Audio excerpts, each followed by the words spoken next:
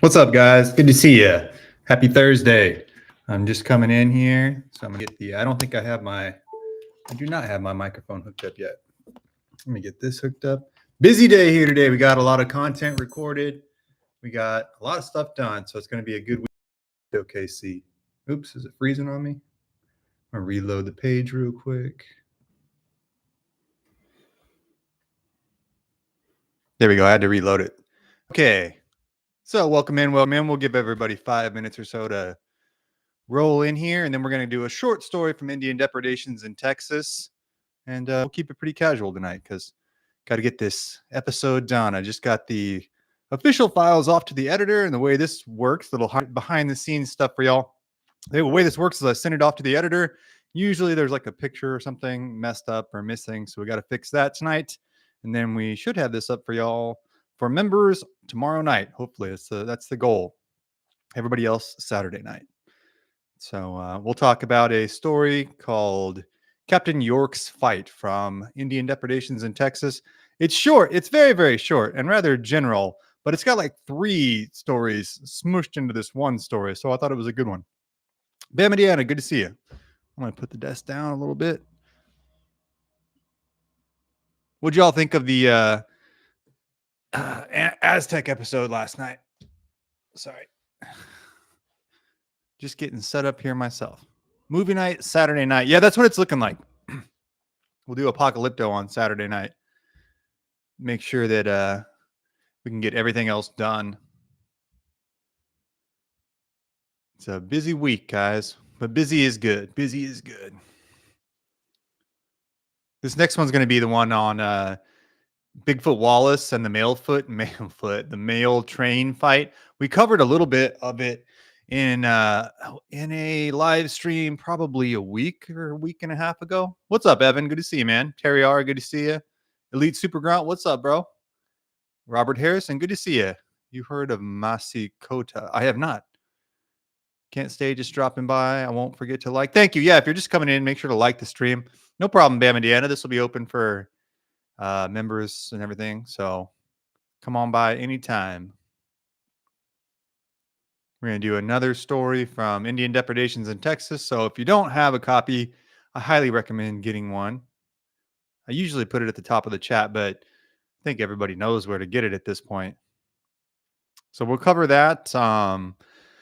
We covered our Apocalypto stuff yesterday. I messed up too. I thought it was kind of ambiguous on which tribe they were talking about, but Apocalypto is about the Maya. But either way, it served our purposes for taking a look at human sacrifices. This weekend is the release of the extended version of Lord of the Rings Fellowship. Really? They're still doing Lord of the Rings? That's it. I mean, that's a great movie, though. That's a fantastic. I'm a fan of J.R.R. Tolkien. He has an amazing story. Served in World War I. They saw some terrible stuff. Hemingway saw some terrible stuff. Oh, did I forget my coffee? I guess I did. I thought I had my coffee. I thought the coffee was the one thing that I did have set up. I guess it's been a crazy night. This weekend, got that.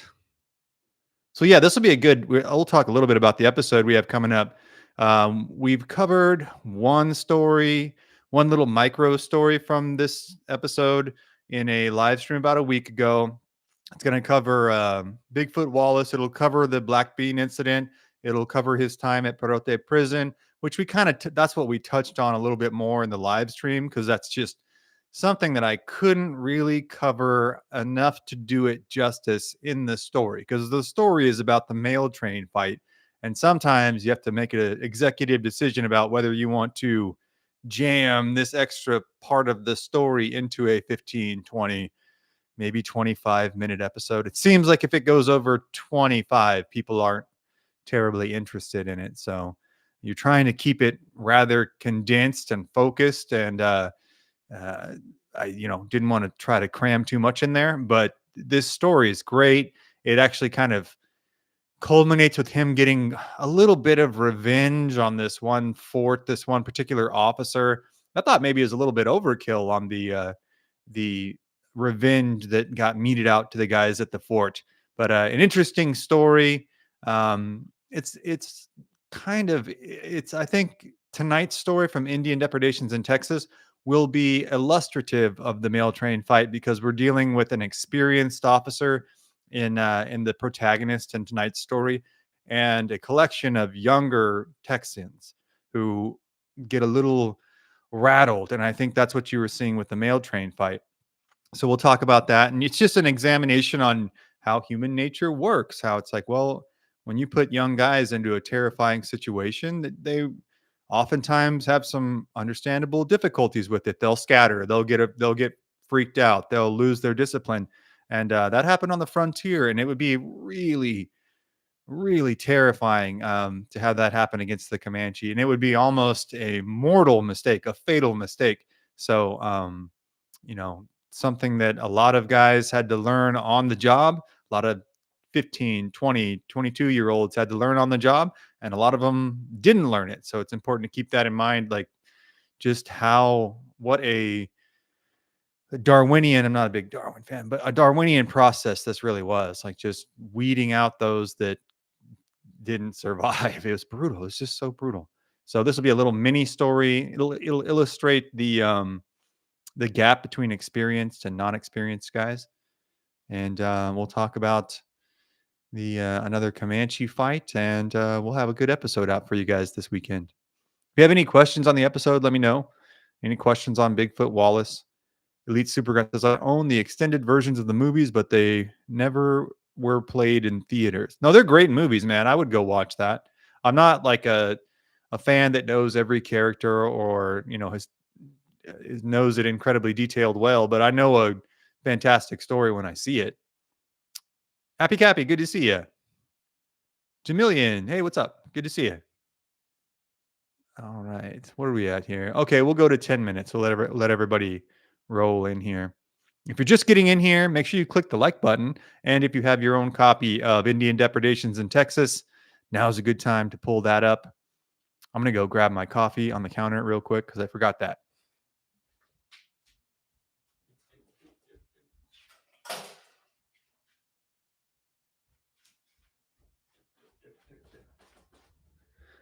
There we go.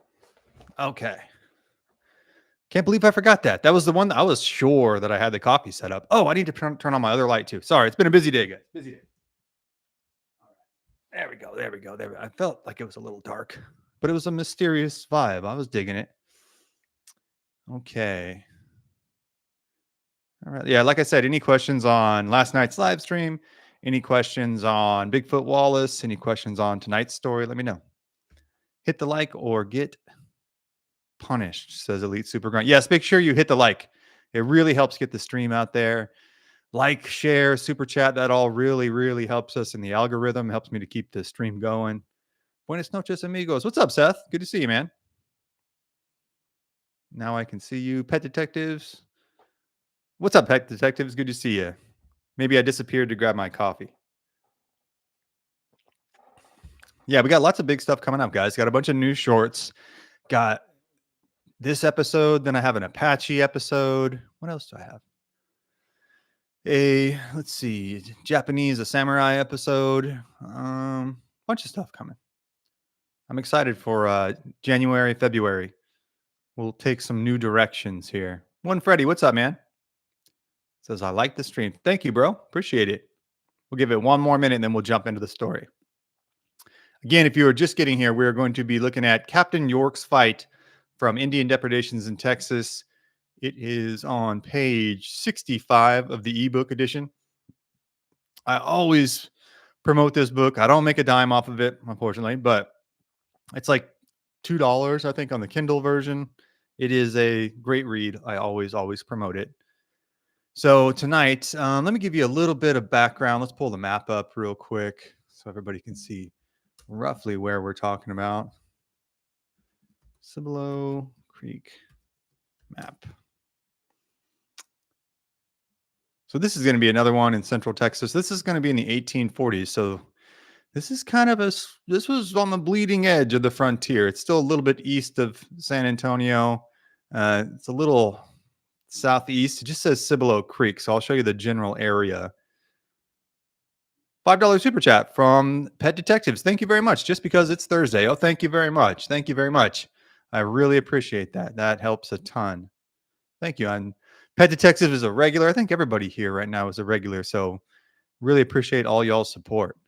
So let's bring up the Cibolo Creek map just to give you a general idea of where we're talking about. So you can see that we're a little bit southeast of San Antonio. Give me a one in the chat when you guys can see the map. Let's see. Make sure I'm not missing anybody in the chat. 111, right on. Okay, so you can see here we are in this general vicinity, in this general area. We're talking about being on Cibolo Creek, which is right here. It's a tributary of the San Antonio River. It is somewhere in this area. We'll be talking about Mr. York, Captain York, who is a veteran of the Texas Revolution. He fought at the siege of San Antonio. Um, so he's an experienced warrior, kind of being called back into action because there's another Comanche incident, and all that he has to work with is the younger guys of what's called DeWitt's Colony, which is a little east of San Antonio as well. So uh, Captain York is kind of called back into duty for one last mission, is the overall theme of this story, and we'll see how it goes for him. All right. So, any questions before we get started? And then we'll jump into it. This will be a pretty quick one, guys. We won't take too terribly long tonight. But this is a good story. I thought this would make a good nighttime stream. Give everybody adequate nightmares. Because that's kind of what, especially Texas history, yeah, it's pretty much nightmare fuel. Yeah, there's geopolitics. Yeah, there's, you know, uh, settlement and tribal relations, but yeah, it's like 90% nightmare fuel. All right, I don't see any questions rolling in, so let's get into the actual story. I'm gonna read parts of it and we'll stop, talk about it. Read parts of it, stop, and talk about it. Seth Wyo says nightmares question mark ha ha ha, go watch the news. Yeah, fair enough, but even considering, like, this is, I'd still rather be alive right now than 1848. So, without any further digression, we are going to jump into Captain York's fight. Quoting from the book, on the 8th of October, 1848, a party of Indians came down from the Cibolo River and entered Gonzales County, so east of San Antonio. On their way down the Cibolo, they came across and unalived the little son of Reverend John S. McGehee, a Methodist minister.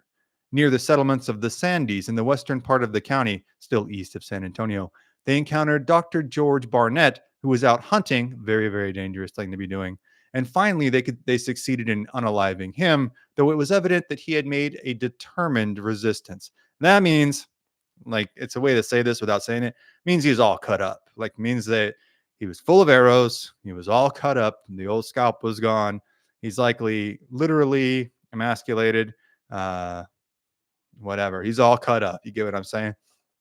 Sometimes I disappoint myself with my lack of adequate vocabulary, but it's tough. You're trying to really convey a real horror story with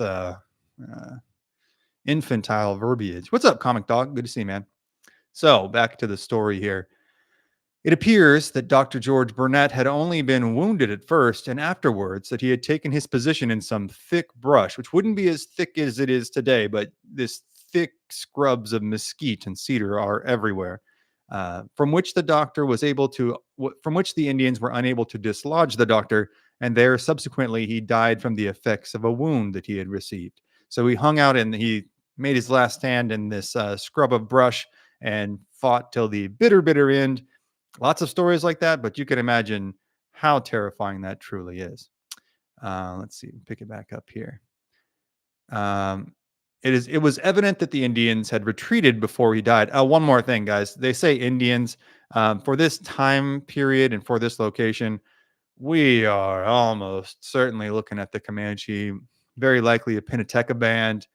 Could be some Kiowa in there as well, but with a lot of these stories, they just say Indians, and you have to kind of decipher which tribe it is most likely to be based on where the story takes place. Let's see here.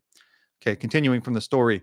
It was evident that the Indians had retreated before he died, as otherwise. Oh, well, I kind of messed that up, guys. It says they didn't scalp him because they ran away. So my bad. But generally, if they had if they had put up a stout fight, that would be evidenced by the man being terribly mutilated. I've only read this story kind of through quickly. Okay, here we go. He had apparently been dead. I'm not laughing. I'm just laughing at myself. He had apparently been dead about 2 days when his body was found. About this time, another party of Indians, belonging probably to the same band, crossed the San Antonio River and struck the Cibolo lower down in the country. So, where Gonzales is more due east of San Antonio, now we're talking a little bit southeast, like where we looked at on the map. So they'd carried their attack down a little bit farther south. And on their route, they killed a Mr. Lockhart. It doesn't specify which Lockhart, but Lockhart is a famous family. Matilda Lockhart was kidnapped. The Lockhart family got her back, and that kind of started the Council House fight in San Antonio. And I believe oh boy, when was that? 1838, somewhere in there. So a couple years before this, maybe 10 years before this. But that name, the Lockharts themselves, became the namesake of the town of Lockhart, the barbecue capital of Texas now. Very nice little town. They killed Mr. Lockhart and a young man by the name of Vivian near where the road from San Antonio to Goliad crosses at Cleto Creek. Subsequently, this upper and lower band formed a junction, meaning the two forces joined together. The force attacking from the north and the force from the south joined together. And the entire force then amounted to about 40 warriors, which is a good-sized band. It's a quick-moving band of several dozen guys, three dozen-ish, right? Let me see here if I miss anything. So he kept his scalp. Yes, this first doctor did. What's up, Divining Rod? Good to see you, man. Okay, continuing on here. To pursue and chastise this band of raiders and murderers, a company was raised in DeWitt County, again, east of San Antonio, kind of straight down the I-10, consisting mainly of inexperienced young men and boys, and placed under the command of Captain John York, an old soldier who had distinguished himself at the storming of San Antonio in 1835. Some 30 miles above Goliad, Captain York struck the Indian Trail going in a southerly course towards the mouth of Escondido Creek, one of the tributaries of the San Antonio River. It's worth pulling up real quick to give you some idea of where we're talking about. Escondido Creek. Oops, it's giving me like a ton of them, guys. It's not worth diving into. We'll continue with the story. Same general location, southeast of San Antonio. Let's see here. This trail they followed as rapidly as possible, and after a forced march of about 20 hours, so a long time. That's like an ultra marathon on horses, right? Like that's a long time to be riding with basically, obviously no sleep, but very little food, very little water, and very few horses. Like it's just got to be one horse that does this. After 20 hours, their intrepid spy, Captain Tomlinson, so we're talking about John Tomlinson himself, would go on to be a legendary ranger. Tomlinson, who had been sent their intrepid spy, Tomlinson, who had been sent ahead to reconnoiter, returned and reported that the Indians were encamped on the Escondido Creek. So now they've got to make their way quietly to the camp of the Indians, about 40 Comanche, and take them by surprise. Quoting again from the book, hoping to take them by surprise, Captain York and his men pushed ahead, but the Indians discovered their approach in time to take a strong position in some thick brush, from which they opened fire upon Captain Tomlinson, who, with a few men, was in advance of the others. So kind of this recon detachment out in front of Captain York and the rest of his younger men. Captain Tomlinson and his men returned fire, but called out to Captain York, telling him that it was impossible to hold his position against the Indians, as they were protected by the thick brush in which they were concealed. So they're within shouting distance, but they're a couple hundred yards, maybe 100 yards ahead of Captain York and the younger contingent. Quoting from the book again, Captain York then ordered him to fall back to a motte of timber about 60 yards from where the Indians had taken position. So a little scrub, a little, what am I trying to say? A little group of trees, likely cedar trees in this area. This was done, but the retrograde movement, meaning their retreat, together with the diabolical yells of the Indians, caused a panic amongst the inexperienced young men who had never before been under fire. And it was with a great difficulty that a portion of them was rallied to the Mott. So they start freaking out, right? All the young guys start wigging out and running kind of everywhere. It sounds like some of them are running back towards the Comanche, just losing their minds. Understand, like you're under stress, right? They're genuinely freaking out, but they've kind of York and Tomlinson have to kind of like rally them back to this mod of timber. They're going, no, no, no, come this way, come this way. These guys are teenagers, mostly like late teens, early 20s. And so they've got to get them like calmed down or everyone's going to freak out. And number one rule of Comanche warfare, like if everyone freaks out, everyone, everyone dies. It's a bad deal. Okay. So now we've got our guys freaking out and they're trying to get them all situated in this mott of timber. This is an odd sentence next. So, quoting, it says, a fight at, quote, Long Taw then ensued. I don't know what that means. I think it just means an intense fight. I never heard the term Long Taw. The fight lasted about an hour, during which 3 brave Texans lost their lives. Captain York, James Bell, his son-in-law. So James Bell is Captain York's son-in-law, and a man by the name of Sykes. It's always unfortunate when they don't have the guy's first name. I think you just get recorded in the record as, yeah, you were killed here. That sucks. Okay, the last little lines here. The latter, meaning Sykes, was killed in open ground whilst advancing upon the thicket where the Indians were concealed. And 2 of the Indians rushed out for the purpose of scalping him after they had shot him, but both were immediately shot down. So Sykes falls in the middle ground trying to run towards the Comanche. And then the Comanche come out and try to scalp him, but the other guys back in the Texans back in their thicket cut the Comanches down. Last line here.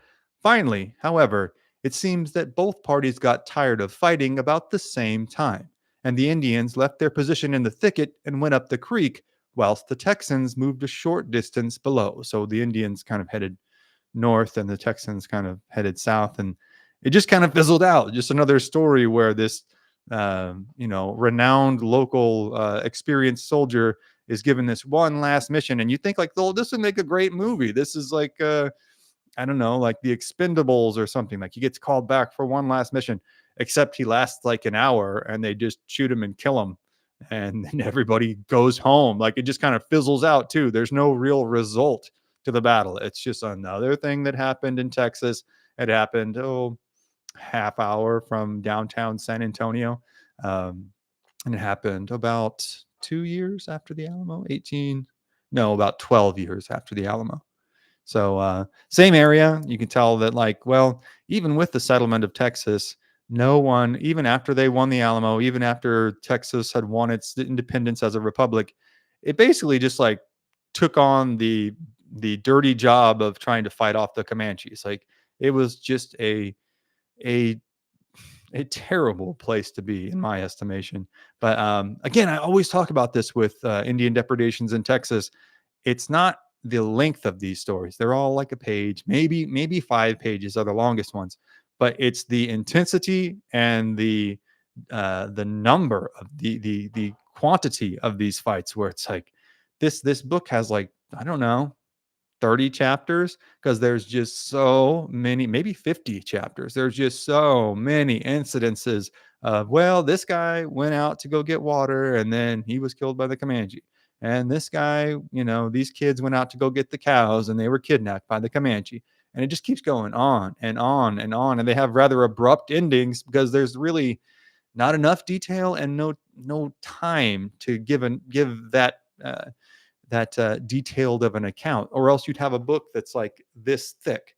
So it's just to me an amazing example of just how dangerous a place this was. And it's just you can imagine how horrifying this battle was, with these kids freaking out, and York has to try and get them, situated and get them disciplined. And in this process, he's cut down himself. And you can imagine his last moments thinking like, oh, great. Like I survived all this other stuff, and I'm going to die here with these kids freaking out and the Comanches cutting me down in a thicket. You're in the middle of nowhere. So a brutal place to be, an interesting short little story.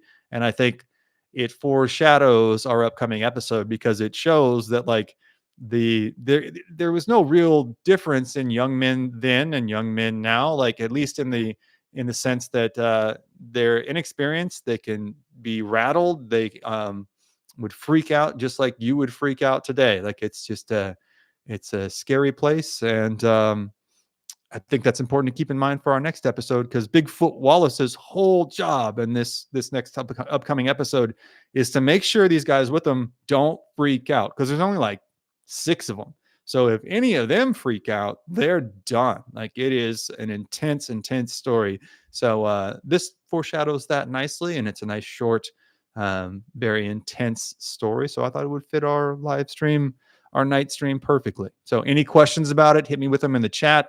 Any questions about our upcoming episode, happy to answer those. Any questions about the last night's live stream or anything, just let me know. Let's see. No relation to Sergeant York. No, it's a great question. That's who I thought of first when I heard Captain York. No, I haven't done a ton of genealogy research on this, but not to my knowledge. And he's only known as Captain York. So I'll have to look into that farther. But if you're not familiar with Sergeant York, Sergeant Alvin York, he is up there with Eddie Rickenbacker as the most decorated Americans from World War I. He was a Medal of Honor winner, and if you won the Medal of Honor in World War I, you really shouldn't have come back. It's about as gnarly as it gets. So great story. He would actually make a great episode. And to speak to the quality, not to get too much into the weeds, but it speaks to the quality of the education system that I took a World War I class at my unnamed university. Lights. Oh, I've gotten texts from my friends telling me to turn the lights on. So sorry about that, guys. But I took a class on World War I, and the teacher had no idea who Alvin York was. So I was like, well, I'll write my paper on Alvin York. She's like, never heard of him. So speaks to the quality of our university system. But yeah, I digress. Not meaning no relation to Sergeant York that I could find, but I'll have to look into it some more. Barb's in Lockhart is supposed to be incredible. What's the other? There's a couple of barbecue places in Lockhart. Though Seguin's making a run for it, man. The burnt bean really flipped everything on its head. They got a Michelin star. And it has to be pronounced Michelin, right? It's named after the tire company. It's the tire company's award. I hear people say like Michelin star. And it's like, listen, I got nothing against the French, but Magic Keycast. Oh, thank you very much. $5 super chat. Thank you. Thank you very much. When is the next movie watch along? Saturday night. So it should be as long as who is it? Mojo. As long as Mojo 88 is here on Saturday night, we'll be watching Apocalypto. The brevity of the tales just add to the believability of them, says Terry. Yeah, they're just right. They're short to the point. They're not trying to exaggerate. They're just trying to kind of record what happened. It's always the one last missions that they get unalived in. Yeah, it's absolutely. He kind of reminds me. I know Danny Glover didn't get unalived in Lethal Weapon, but he kind of has that vibe to him where it's like, I'm just too old for this. Let's see. Greetings, chat. Hello, what's up, Divining Rod? Salute. Being shot is no picnic. That's what I've heard, man. That's what I've heard. Let's see. Am I missing anything? Oops. Uh-oh. It might be freezing up. If it freezes up, I'll just reload it.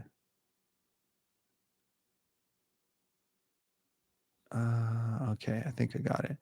I learned of Alvin York through the heavy metal band Sabaton. Really? Let me write that down. I could dig that. Heavy metal about World War I. Sabaton. Cool, dude. Okay. All right. What kind of metal is it?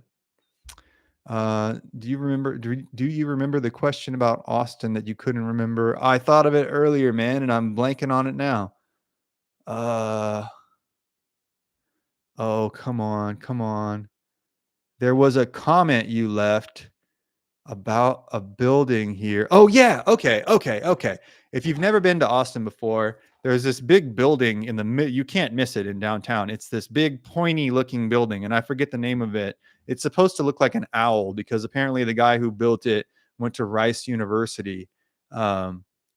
So it's a prominent, probably if you've been here a while, the most prominent uh, building in downtown, the Frost Bank Tower. And Divining Rod was mentioning something. Yes, but were you mentioning that it had like some conspiracy or something behind it? Something like that. That's what I was curious about that comment. Sabaton sings about historical battles and events. Dope. All right, cool. Chet, what's up, man? I rode bicycles on Peloton. I'm not sure. They have a Peloton here at my apartments. It's nice. Let's see. Rice Bank. Is that what the name of it is? Swedish operatic metal. Okay. All right, I can get down with that. Let's see here. Power metal. Okay, cool. I'd wager old Captain York went out exactly how he wanted to. Maybe, maybe. I mean, there's something to be said for going out on your shield, but there's also something to be said about like, you know, just hanging out. Let's see. There's no conspiracy, says Chet, but it is an owl. Okay, then I'm cool with that because I was bummed if there was, to be honest, because I always thought it was just like, well, no, it's just meant to be like an owl, but there's nothing necessarily nefarious about it. The AT&T building in Nashville is the second most evil building in the country. Frost is the first. Okay, so there is something evil about it. What's the owl and the okay? So the owl is like the. Is there some? I know there's a lot of symbolism behind that. Can you give me any leads on that? I'd be curious to know more about that. Let's see. The song about Alvin York is called 82nd All the Way. Okay. Sabaton, 82nd All the Way. Very cool. Yeah. Oh, the Bohemian man. I'm sorry. Uh, I do these streams at night, so sometimes my brain is working a little slower, but probably not that much slower. But Bohemian Grove Owl. Yeah, absolutely. Oh, so it's something to do with Bohemian Grove Owl. What's the Bohemian Grove Owl's name? It's not Moloch, is it? The Christmas Truce song is beautiful. Didn't remember Garth Brooks had that song That Night in Bellow Wood? That was like it wasn't a bad song. It was pretty good history. Well, you got to think the majority of guys at that time and place weren't as educated as most and would have used their limited means to express ideas and occurrences short, simple, and direct. Yeah, I think that's a good point for the brevity of the stories in Indian Depredations. Like Wilbarger, J.W. Wilbarger, who is the Wilbargers are a seminal founding family in Austin, and J.W. Wilbarger was a man from the frontier and had experienced a lot of these stories. And when he went and talked to the people that these stories happened to or their families, um, I think they were just like, well, let me tell you what happened real quick. You know, there wasn't a lot of uh, fictionless, a lot of hmm, well, my vocabulary is really failing me tonight. A lot of embellishment. There we go. That's the word I was looking for. Brain works better at night. It just depends, man. It depends on which night. Let's see. On Nixon on Bohemian Grove. Did you guys see where I saw that earlier today? I've seen it a couple months ago, but it kind of struck me earlier today where Bill Murray is talking to Joe Rogan. He's on the Joe Rogan podcast, and he says he read like 5 pages of Bob Woodward's account of Jim Belushi, or excuse me, John Belushi passing, his unfortunate passing at the Chateau Marmont in LA. He read like 5 pages of it and was like, this is nonsense. I don't know who you talked to about this, but it wasn't his closest friends. This is a complete fictional character you're making up here. And he says, as soon as he read that book, he goes, they framed Nixon, which I don't know if they did or not, but like he said, because you can't trust anything that these people say. So I thought that was an interesting take. The owl would be connected to Minivera lore. Minivera lore. Okay. Ah, man, I feel dumb. I should have known that it was connected to something. I'm just walking around like a normie going, oh, it's because it's the rice owl. Let's see. Depends on how much the owl would be connected to.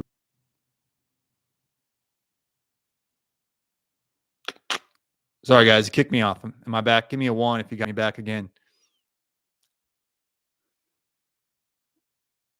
Let's see. Absolutely, they've one right on. Absolutely, they framed Nixon, bro.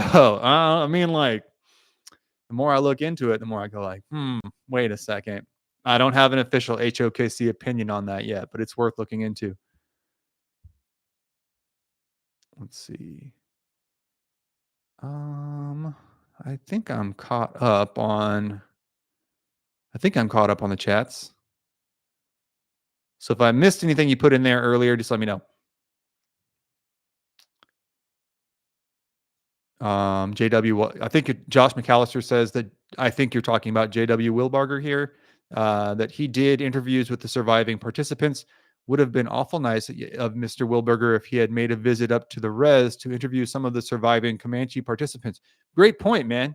That's a great point. That would have been really valuable for all of us. My plan is to eventually go up to the Comanche Reservation, and the headquarters are in, I think, Lawton, Oklahoma, and see if there's any kind of oral tradition that they hold on. There usually is within tribes. They'll have um, different accounts. Obviously, sometimes they're not polar opposites, but they obviously have a different perspective. And yeah, I absolutely agree. How many raids did the Texans Rangers? How many raids did that Texas Ranger engage in before he was unalived? Are you talking about Bigfoot Wallace, maybe? I was the quarters champion, Austin. Really? Oh, that's a big title, dude. Say what you want about Nixon, but he didn't start a nuclear war. Okay, all right. I'm gonna go. I don't have a strong opinion on that, so let me go look into that. I mean, that does assume you believe in the veracity of nuclear weapons. Just saying. The Comanche, not enough. I was the I was the. I'm not sure what you mean, Chet. Not enough. Brandini says, "What's up, Brandini? I was late. My bad." You said the guy. Oh, how many? This wasn't a ranger. This was a captain from the Texas Army, basically a veteran of the Texas Revolution. I didn't see anything mentioning him being a ranger, but he would have been involved in the only battle that I see him mentioned as being involved with in the book is the siege of San Antonio. But it alludes to him being involved in other battles throughout the Texas Revolution as well. I could slang a quarter in a 3-story glass. You know, my generation didn't do as many quarters. They did more like beer pong. It doesn't seem like Gen Z does anything. Maybe like Kalshi or something, just like online betting. But I think we always had a healthy respect for quarters players because I thought it was a much more difficult game. Quarters is like chess to uh, beer pong's checkers. Ever read Tom Horn's book? No, I need to, though. That's a fascinating guy. He told about several different communities of Comanche that did not like each other and were constantly warring with each other. Now, I've read that the bands didn't get along at times, right? Just like any intra-tribal relationship would happen, right? Like there's within families, there's, within a larger family, there's many aunts and uncles that don't get along or whatever. But in Pekaham, guys, I swear, I can never get this guy's name right. Pekka Hamalainen in his book, I think it's called Comanche Empire. All of his books are fantastic and just deeply, thoroughly, meticulously researched. He does take the time to make the point that intra-tribal Comanche warfare was almost non-existent. So I would err more towards his account just because it's a little more academically fortified. But I don't know. Tom Horn was there, so I'd be interested. And Tom Horn just has a crazy story in and of himself. In and of himself. I'd be totally down to take that trip. What are we talking about here? I'm not sure what you mean. I knew a couple Kiowas. Oh, you mean to Lawton? Okay, yeah. It's not. I don't know. It's probably like a 6-hour drive from Austin. Empire of the Summer Moon. Yeah, I mean, S.C. Gwen's book, Empire of the Summer Moon, is kind of what got me started on everything. But if you want a really, S.C. Gwen's book is about kind of the history of Texas post-revolution to Palo Duro Canyon, right? and the Texas government, not just the Rangers and the U.S. governments, fight against the Comanche, or the Comanches fight against them. But it's very specific in that time period, and it gives you a, a thorough but still kind of cursory examination of the tribe. It explains the bands, but not the sub bands, and it explains their general inner workings, but not specifically. Where Pekka Hamilinen's book, is just granular in its detail. Sometimes, frankly, you're like, all right, bro, this is like a little much. I get it, but I mean that in a complimentary way, where like he really did his due diligence, and he did his homework so that you don't have to. You just read his book. And he has another one. This one that I have on my desk is it's at the bottom of a pile. Also, Indigenous Continent by Pekka Hamalainen. Fantastic. Can't recommend it enough. Same thing. Just meticulously researched, and also still, like, yes, it's very detailed, and sometimes you get a little detail fatigue maybe, but it is easy to read. It's not terribly dense in its what, lexicon or whatever. Let's see. Although Crazy Horse almost started a Sioux Civil War. True. Now that's true. Like, because he was shacking up with another guy's wife, basically. And he had to go to. Did they have to go live with the Oglala after that, or the Hunk Papa, or something like that? But yeah, he had to switch bands, basically. The Brule, maybe. Let's see. They wouldn't shed each other's blood except for when alcohol was involved. Yes, that's true. Blood and Thunder has a real. I keep looking over because I have all these books over there, but Blood and Thunder has a really good account of that, of the Apache basically clearing their village out. Like, they got a bunch of whiskey, and all the women and children were like, "We're out of here," and they headed out to the nearby forest and just kind of like camped there, while the dudes all just started drinking, and it was a free for all. Like, they would unalive each other, they would fight, they would argue, just do all sorts of stuff. And it was like just a mess, like and it was on just like that would last for days, because there just wasn't, I guess, established cultural norms for alcohol, and there wasn't an established cultural tolerance for it yet. So it was just like to the max every time they could. Switching bands like Axl Rose. Axl Rose sang for AC. That was a great tour, you guys. That was a great tour when Axl Rose filled in for Brian Johnson. What, 2016, 2017? Ooh, he was on fire. They'd argue about stuff. People pick sides. The two sides separate and eventually become two tribes. Yeah, that's how a lot of sub bands and bands in general got created. We're talking about bands of the Comanche, not rock bands. Let's see.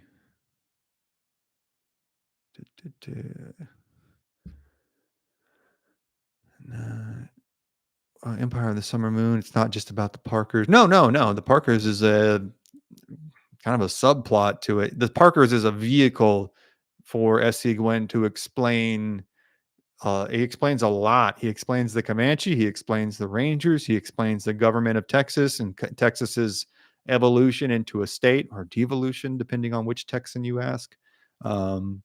He covers Randall McKenzie. He covers Mirbeau Beaumont Lamar. He covers Sam Houston a fair amount.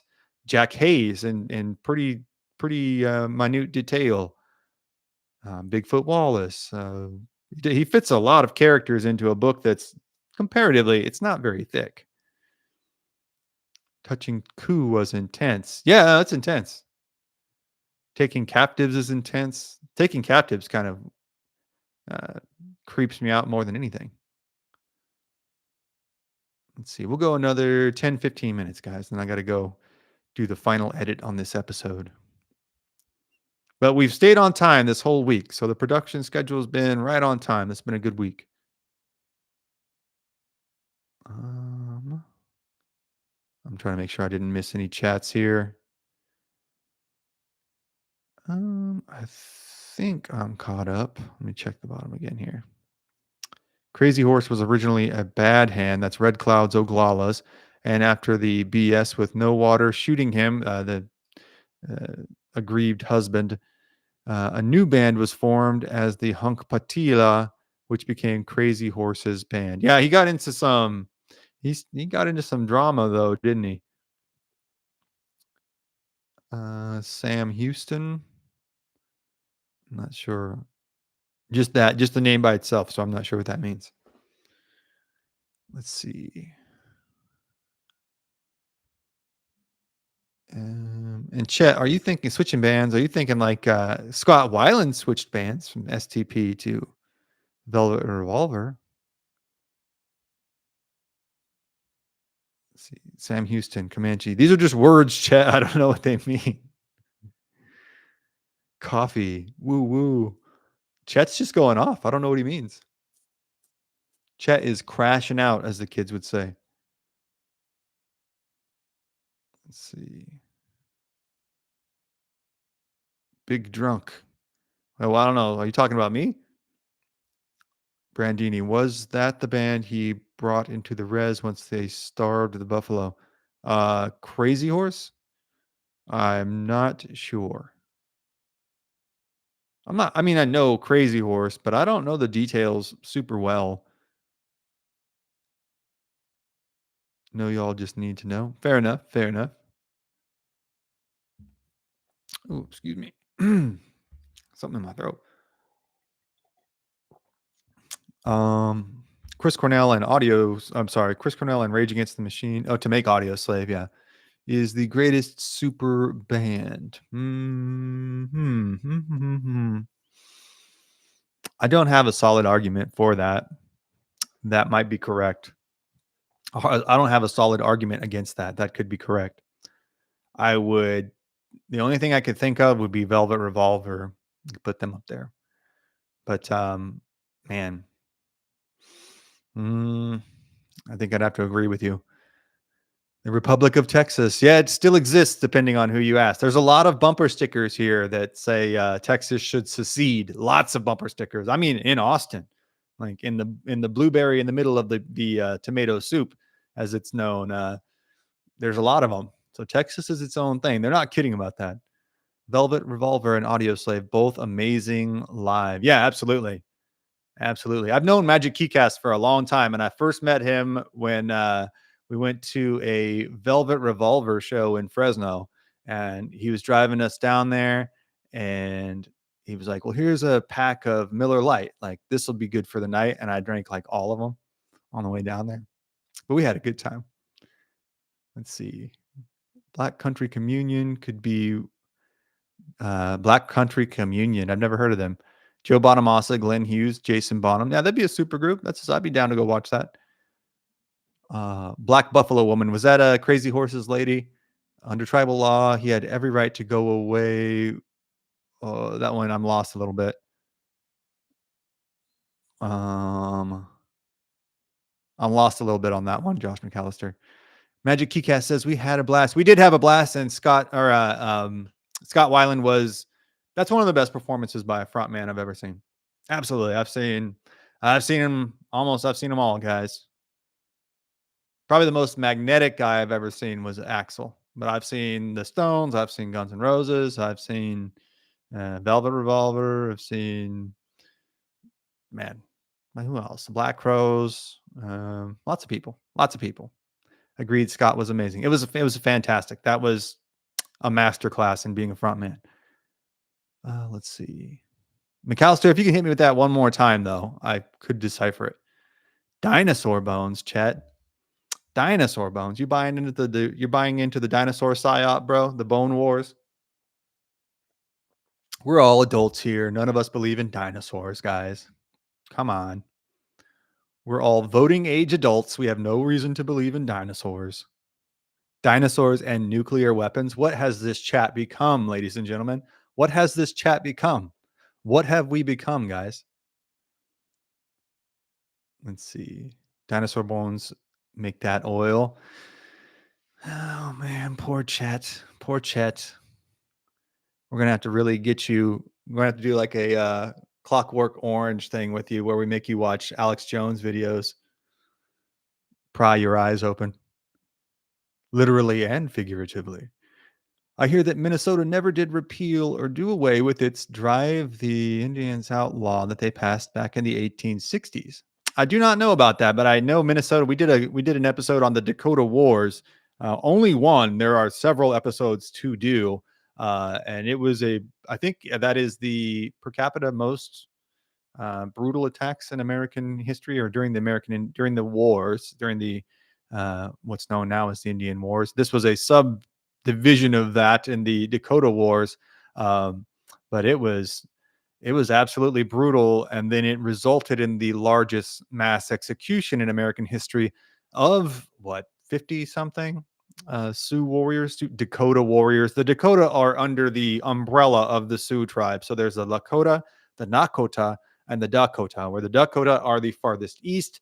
Then there's the Nakota, they're kind of in the middle, and the Lakota are the farthest west, out on the plains. And the Dakota are kind of semi-agricultural, um, but they were getting screwed big time with the treaties, big surprise, and rebelled because they were basically getting starved out, and they had their hunting lands just reduced by 80%, let's say, by a lot. And so they rebelled. There's just a much more contentious history in Minnesota than I think a lot of people realize. Let's see. Dude, I am making pesos. Right on, bro. Nothing wrong with that. Josh McAllister says Lakota law is that a woman owns the lodge and everything in it except the man's weapons, and she can divorce her husband by moving to a new man slash lodge or putting her husband's weapons outside the lodge. Oh, that's very third wave feministy, you know? North Dakota, South Dakota. Yeah, I honestly, it was only a few years ago when I learned, like, I was always like, well, if it's Lakota, why do we have Dakotas? And then I learned the difference. So shame on me, but that was before the channel. Let's see. The Traveling Wilburys. Oh, that's a fair supergroup too. That's true. That's true. You can't say that's not a supergroup. Let's see here. I'm excited to go look into this Austin Tower too, guys. I feel like, and Chet, I'm just giving you a hard time, right? But I had the finger squarely pointed at myself for not assuming Austin's giant owl building had something to do with the occult. Come on, rookie mistake. Um, the Lakota system is basically how it works in the United States now. That's what I meant. It's kind of third wavy, don't you think? That's probably going to get me in trouble, but what are you going to do? What doesn't get you in trouble these days, you know? Let's see. Let's go another 5-10 minutes, then we'll call it, guys.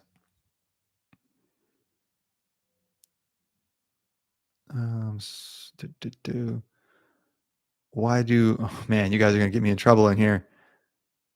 I'm faster than John Wesley. I just did well, it's probably been a month and a half now, but I did a stream from where John Wesley got in his gunfight with the sheriff in Comanche, Texas. It was really cool. I walked the path that he would have taken from the site of the shooting to the site where he was arrested. Dakota were the original. Yeah, yeah. It sounds okay. That's a good point too. Like the research that I did pointed to that too, where it was like a east or a westward diaspora, and the Dakota kind of were just like, no, we like farming. We're good at this. We're going to stay here. Where they would farm during farming season, and then during the summers, excuse me, they would go hunt on the plains. Let's see.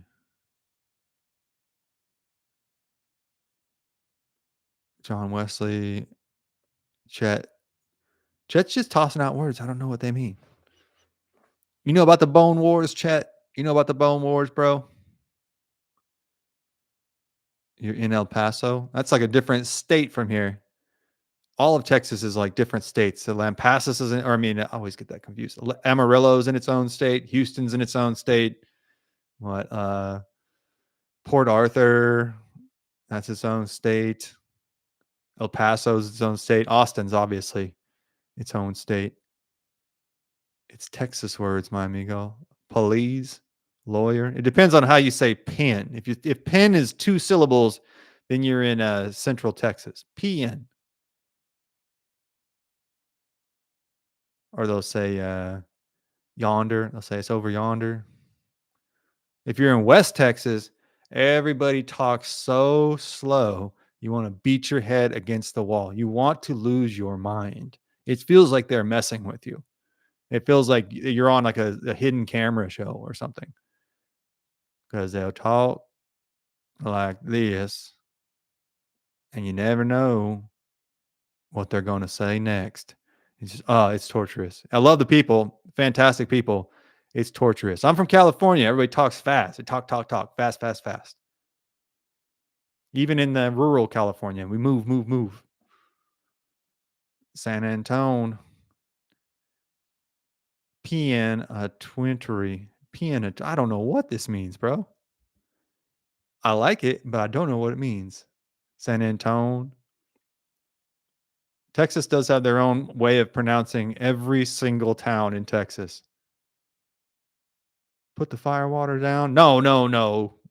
We can't encourage that. Let's see. All right, guys. Any last minute questions? Anything else you want me to touch on before we get out of here tonight? And I'll go make sure this episode is up and ready for y'all. I need to get a good thumbnail done too.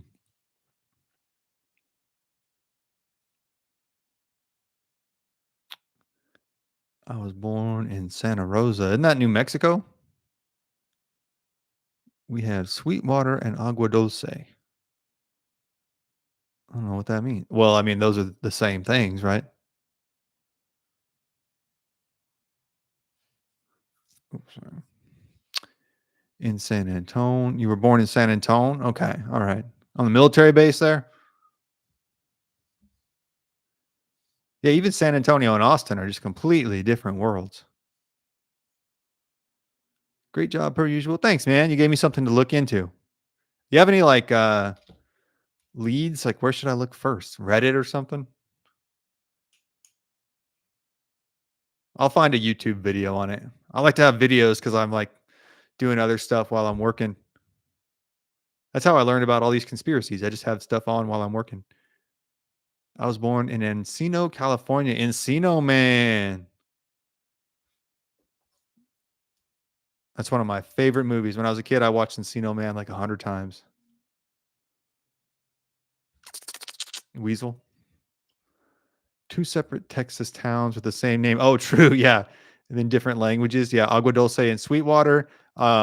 There's West Texas, the town, West Texas, which is decidedly east in Texas, and then West Texas, the region. And if you mix them up, they'll look at you like you're stupid. Let's see. Fort Sam Houston. Ask for Chet. Oh, born in Fort Sam Houston. Yeah, my uncle was born there. Lots of babies born at Fort Sam Houston. All right, guys. So, born in Hattiesburg, Mississippi. Oh, nice. Lots of good blues comes from there. All right. So, tomorrow should have the episode up for members. What else we got? Another live stream. We'll do the movie stream. Oh, we got to because we don't want to do I don't want to put out a live stream the same night as we have an episode. Oh, how are we going to work that out? Let's do, I wish Mojo was here. Let's plan on the move. I'll still have live streams tomorrow. I'll have a live stream tomorrow, but I have the episode out for the public on Saturday night. So it'll probably be a late stream on Saturday night. Let's plan on doing the movie night on Sunday then. That sounds like the safest bet. I don't have Mojo here to check with him, but let's plan on Sunday. I think that's going to be the way it'll have to work out.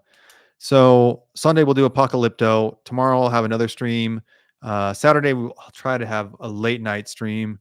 And then let's see, anything else? Keep your eyes out tomorrow if you're a member, because the episode will be up for you then. It's a good episode. Don't miss it. It's if you like the Texas Rangers Comanche angle, it's one of the ones I'm most excited about. I think it's a really good story. A lot of people don't know about it either. So we'll have that. And that's all I can think of at the moment. Stay tuned. Got a lot of big stuff coming. Really appreciate you guys tuning in. As always, can't tell you how much I appreciate it. Always have a good time doing these. And all right, that should be it. So we'll see y'all tomorrow. God bless. Have a There's the watch. God bless. Have a good night. We'll talk to you soon. Bye.